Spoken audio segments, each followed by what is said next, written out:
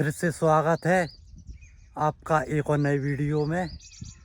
आज हम आपको बताते हैं कि हमारी फसल जो है वो काफ़ी बड़ी हो गई है, तो हमने इसके लिए इस फसल के लिए क्या क्या किया है, कौन कौन सा इसमें काम किया है और क्या क्या इस फसल को ज़रूरत थी। आपने देखा था हमारी जब फसल 15 दिन की हो गई थी, इस खीरे के बारे में बताया था, जानकारी दी थी आपको। तो अब आपको बताते हैं। देखिए हमारा ये खेत है, तब इतनी इसमें हरियाली नहीं थी और आज यानी कि लगभग 22 दिन हो गए हैं इस फसल को। तो देखिए कितनी हरियाली हो गई है, पूरा खेत हमारा हरा भरा दिख रहा है। अगर खीरे की फसल 15 दिन की हो जाती है तो इसमें खरपतवार बहुत ज़्यादा हो जाता है, उसको निकालना पड़ता है, इसलिए इसकी गुड़ाई करना ज़रूरी होता है। 15 दिन की हमारी फसल हो गई थी तो हमने इसमें निदाई और गुड़ाई करवा दी है। इसमें हमें पाँच 6 दिन लग गए हैं। तो हमने वो वीडियो डाला था तो आपने देखा होगा, उसमें काफ़ी सारा घास था। और अभी देखिए हमारी पूरी फसल है जो निदाई गुड़ाई हो गई है, तो इसमें खरपतवार जो कि हमारी क्यारी है इसमें देखिए खरपतवार नहीं है, हमने उसको हटवा दिया है। और खतवार और निदाई गुड़ाई करने से पहले आपको इसमें 2 फर्टिलाइज़र डालने होंगे, 2 खाद डालने होंगे।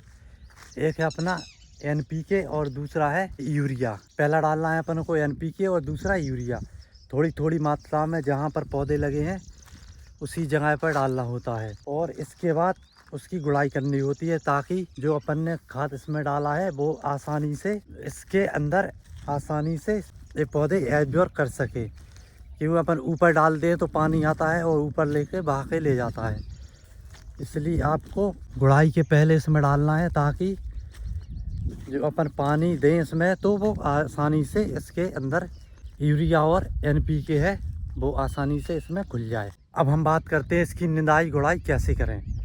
तो पहले तो इसमें यूरिया और NPK डाल दिया आपने, हर एक पौधे के पास निदाई गुड़ाई कर दी है, यानी गुड़ाई कर दी है, तो उसके साथ छोटा मोटा घास होता है तो वो आसानी से समाप्त हो जाता है। अब इसमें घास रहता है तो वो अगर आप उसी दिन पानी दे देंगे जिस दिन आपने निदाई गुड़ाई की है, तो घास आसानी से ख़त्म नहीं होता है। इसलिए आपको आज अपन ने निदाई की गुड़ाई की है, तो अगर अपन ने आज गुड़ाई की है तो इसमें एक दिन बाद यानी कल शाम को आपको इसमें पानी डालना होगा, पानी देना होगा, ताकि जो घास है अपना तो वो अच्छी तरह से समाप्त हो जाए।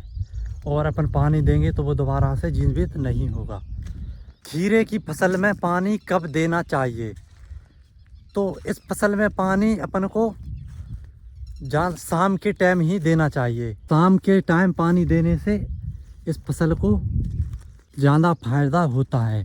अगर अपन सुबह के टाइम पानी देते हैं इसमें, तो सुबह क्या होता है कि जो फसल है पानी तो अपन ने दे दिया और जो गीली हो गई ज़मीन, तो सुबह से धूप पड़ने लगेगी तो धीरे धीरे धीरे इसकी नमी ख़त्म होती जाएगी ऊपर की, और जो ज़मीन है वो सख्त हो जाएगी धूप और लू के कारण। तो अगर अपन शाम को पानी देते हैं इसमें तो ये गीला बहुत टाइम तक रहेगा, तो इसमें पानी अपन को शाम के टाइम ही देना चाहिए।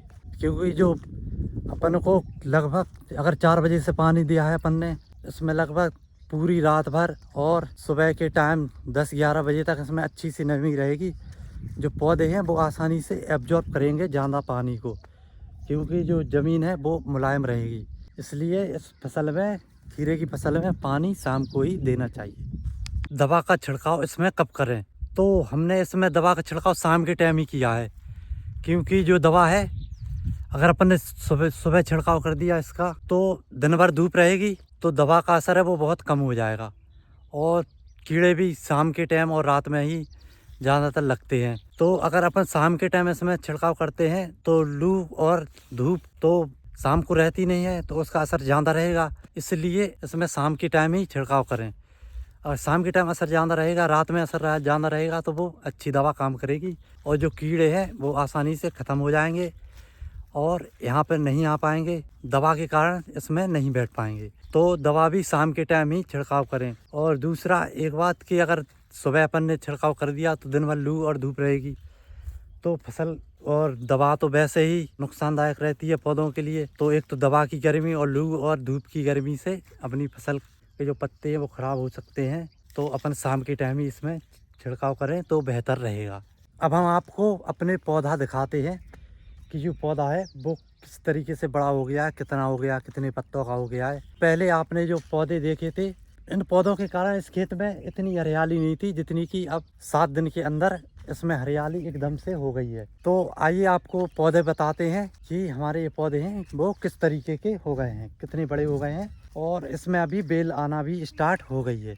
इस पौधे में देखिए आपने ये पौधा इतना बड़ा हो गया है और इसमें देखिए बेल भी निकल आई है। देखिए यहाँ से भी ये दूसरा वाला पीका देगा, यहाँ से भी और यहाँ से भी। और देखिए इसकी जो है ये, इसको क्या बोलते हैं, मूंछ बोलते हैं शायद, ये वाली ये इतना बड़ा हो गया है। ये देखिए इसमें भी निकल आए, इसमें भी ये काफ़ी लंबा हो गया, लगभग 1.25 फीट का हो गया, कम से कम 9-10 इंची का हो गया है आराम से। तो देखिए इससे अच्छी तरीके से ग्रो किया है।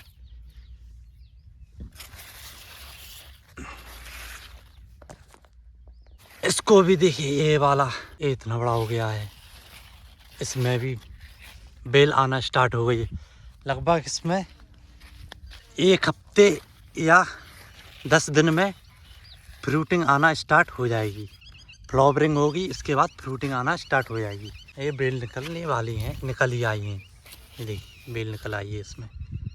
ये सागौन के पेड़ हैं जिसमें इस खीरे को पानी देते हैं तो इसमें नमी पहुंच जाती है। तो इस नमी के कारण हमारे जो सागौन के पेड़ है वो देखिए कितने अच्छे हरे भरे हो गए हैं। अभी इसमें ये हरे पत्ते नहीं थे, पूरा सूख गया था। लगभग हमारे 22 दिन पानी बराबर इसमें गया है, तो उसी की नमी के कारण इसमें भी पत्ते अच्छे निकल आए हैं, नए नए पत्ते निकल आए। तो आज के लिए इतना ही और मिलते हैं नई वीडियो में।